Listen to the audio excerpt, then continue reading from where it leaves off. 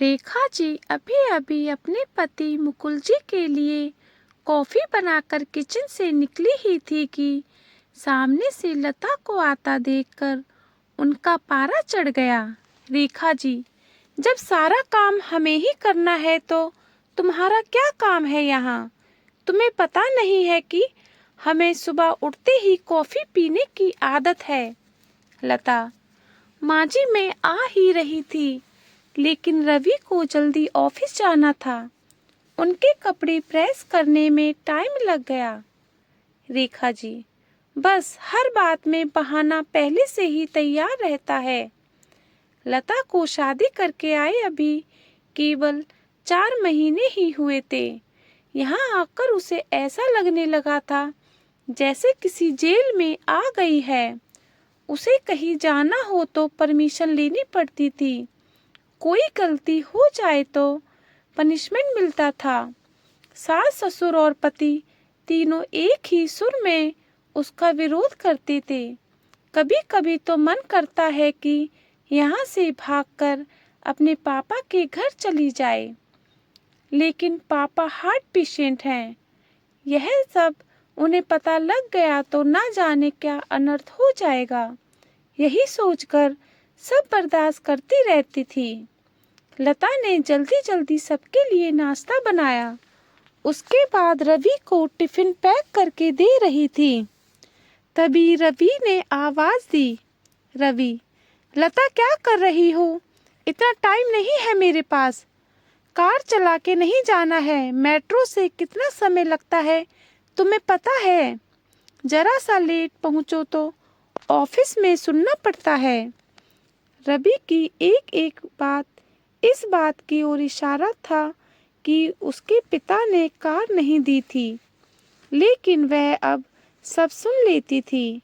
पिता को कैसे बताए कि जिन्हें आपने उसका जीवन साथी चुना है वह पैसों का लालची है। एक दिन शाम को रवि घर आया तो उसने अपने पापा से बात की। रवि: अब मुझसे नौकरी नहीं होती। वो आपके पुराने दोस्त शर्मा जी मोटर पार्ट बनाते हैं। मैं चाहता हूँ कि उसकी सप्लाई शुरू करूँ। पापा: लेकिन बेटा, उसके लिए तो कम से कम 10 लाख रुपए चाहिए होंगे। वो कहाँ से आएंगे? रवि: वही सोच रहा हूँ। तभी लता चाय बनाकर लाती है।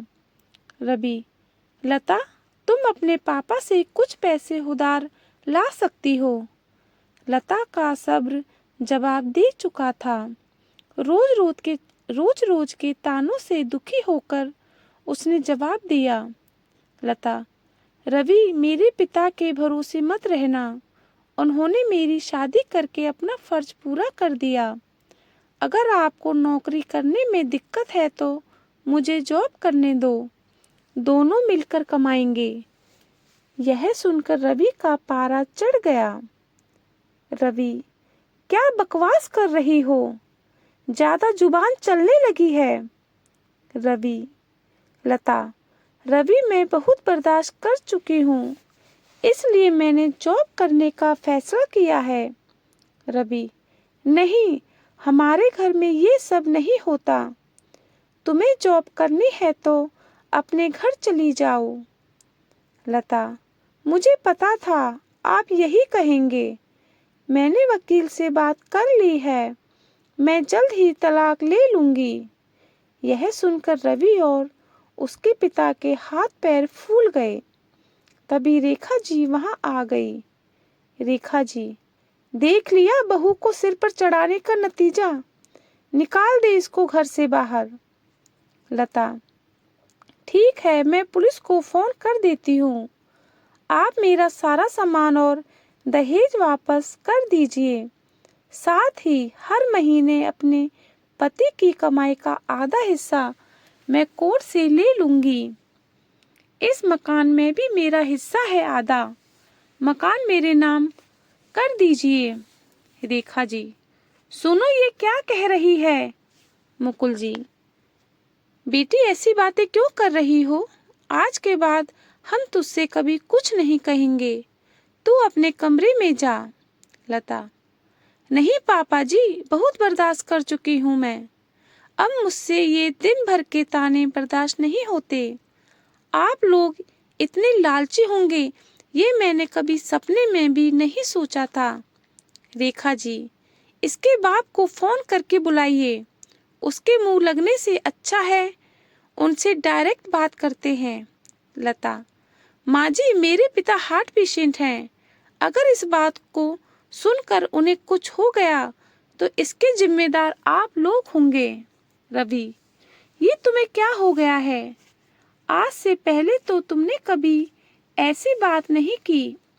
लता, मैं आज तक आपके और मम्मी पापा जी के हर ताने को बर्दाश्त करती रही।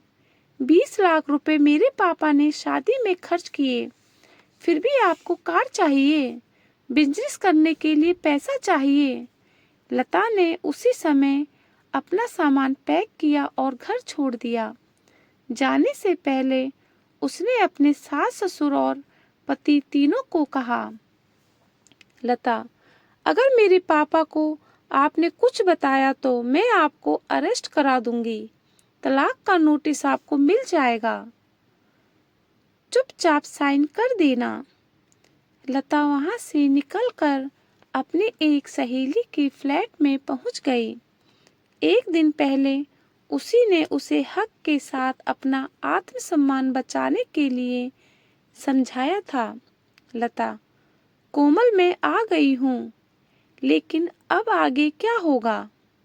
कोमल, चिंता मत कर, मैंने बात कर ली है।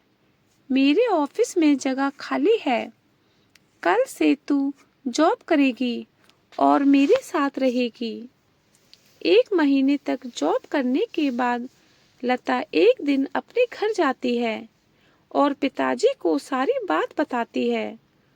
उसकी बात सुनकर उसके पिता कहते हैं, बेटा, मुझे तूने क्यों नहीं बताया? पापा, आपने मेरे लिए बहुत कुछ किया है। अब मैं आपको परेशान करना नहीं चाहती थी। बेटी, मैं इतना कमजोर नहीं हूँ। तू चिंता मत कर, घर आ जा। लता, नहीं पापा, मुझे कुछ समय दीजिए। अपने पैरों पर खड़ा होने दीजिए। अपनी एक पहचान बनाने दीजिए। कुछ ही महीने केस चलने के बाद रवि और लता का तलाक हो गया।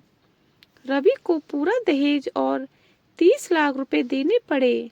साथ ही हर महीने अपनी सैलरी का एक हिस्सा वह कोर्ट में जमा करवाता था। दोस्तों, अगर आपको स्टोरी अच्छी लगी है तो लाइक करें, सब्सक्राइब करें एंड शेयर करें। थैंक यू दोस्तों।